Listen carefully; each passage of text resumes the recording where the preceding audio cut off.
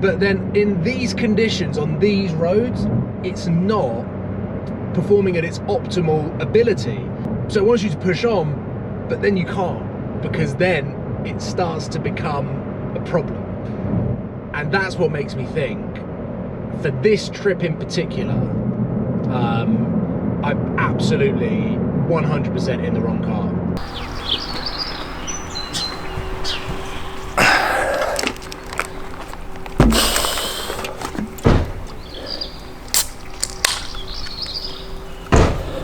Morning.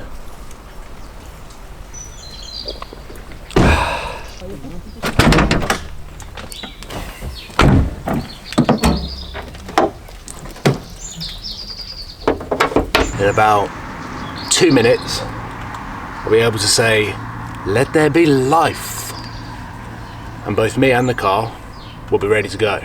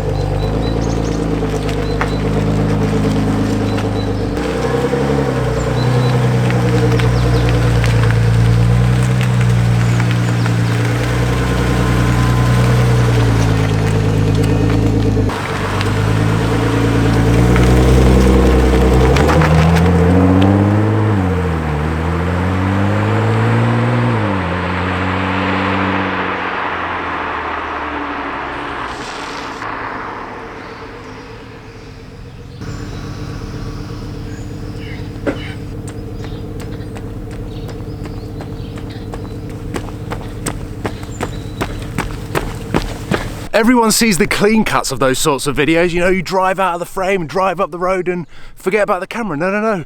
You got to go back and get the camera. And this is on a hill.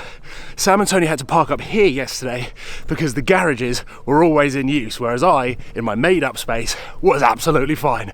But I thought, do you know what? I'll get some really nice shots because this view here is unbelievable down in the south of Germany.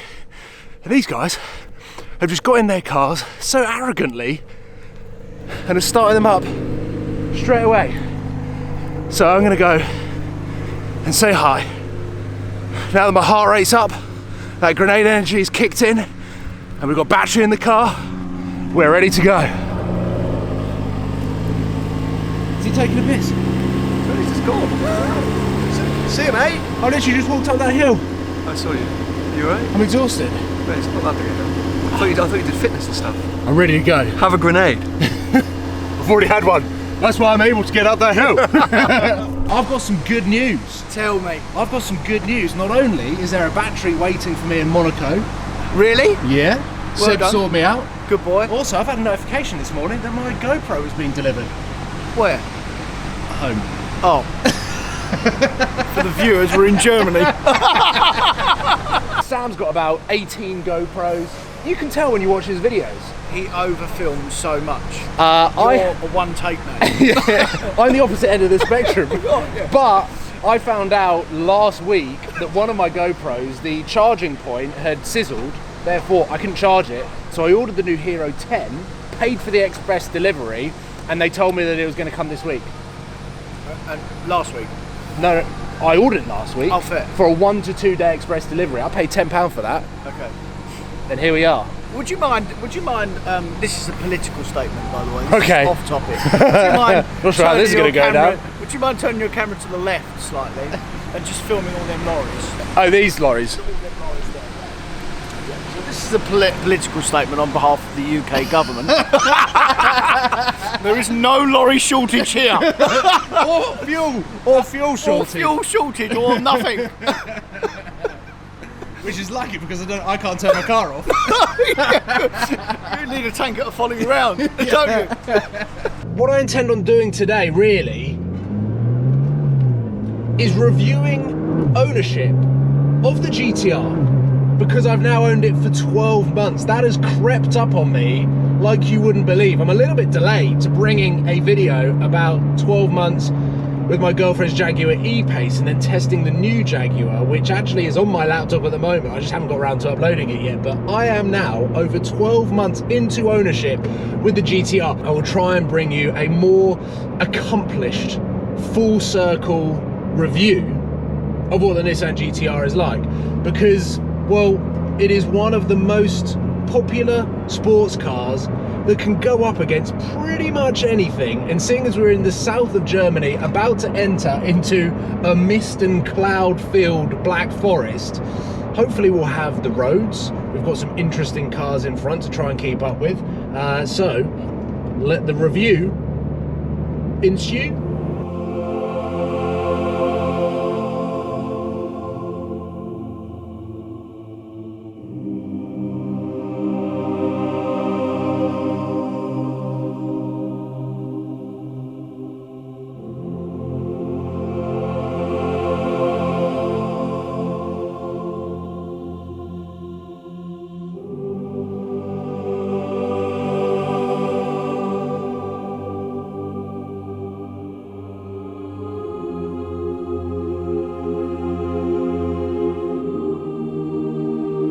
I get past one 20-mile-an-hour driver and I'm stuck behind another one. Sam and Tony, I think, are in Switzerland now. My plan was to try and get this car, or at least use some of its performance capabilities. In the UK, I've enjoyed the car and I want to try it on European roads. Even with the weather, I feel like I've got a good chance of enjoying this thing because of the four-wheel drive and because of the grip. But whilst we're on these roads and that car is just braking the entire time, I have a little nap.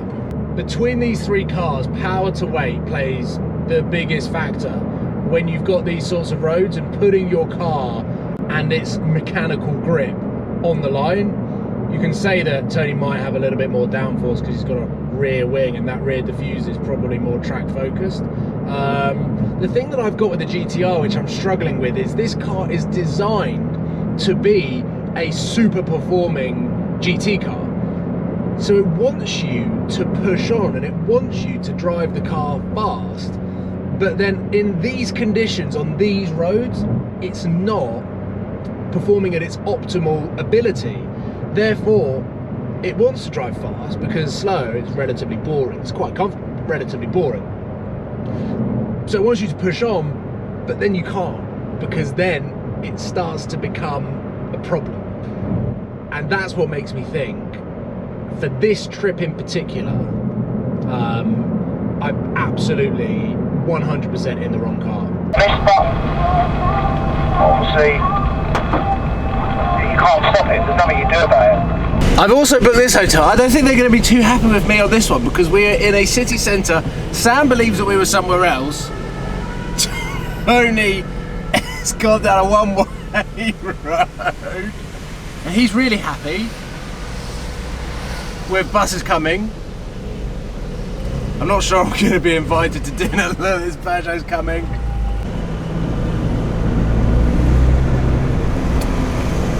The one thing that I overlooked with city centre driving is it is a bit of a pain in the arse. I do feel like I'm in an episode of Top Gear where you're driving through a city centre where there's one-way roads, cars parked on either side. Tony and Sam went down a one-way road to the entrance to the hotel. I think that parking there is it. This is going to be an interesting 5 minutes. And at the end of a long day, this is the last thing we want.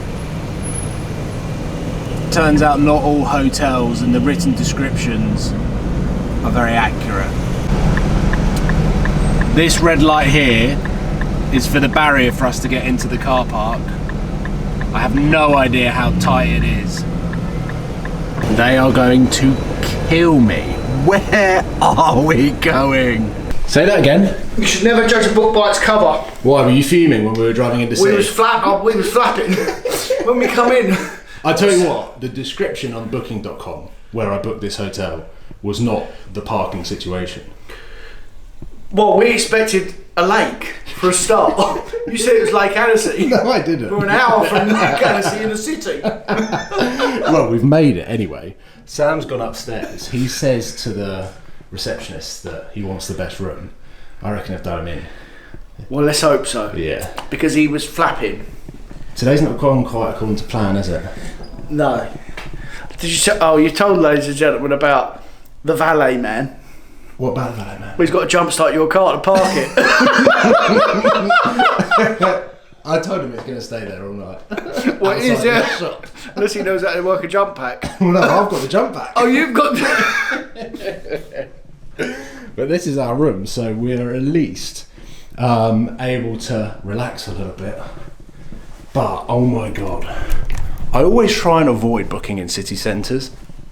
Purely because you have to come off the motorway into a city, usually navigate through traffic. Didn't know we'd have to navigate through narrow streets, cobbled streets, and a lot of traffic as well, one-way systems. But we're here, and yeah, as Tony says, and I said, not quite gone according to plan, but this hotel is quite stunning. So in the morning, we'll start here, and then we hit Route Napoleon. So we'll leave it there. Ladies and gentlemen, thank you for watching, and I will see you tomorrow, where things are going to kick off, because tomorrow is when we arrive in Monaco. Thank God I don't have to jump start that GT-R that much more, because there will be a battery in Monaco waiting for me. Paul, you said goodbye like 2 minutes ago and you're still chatting.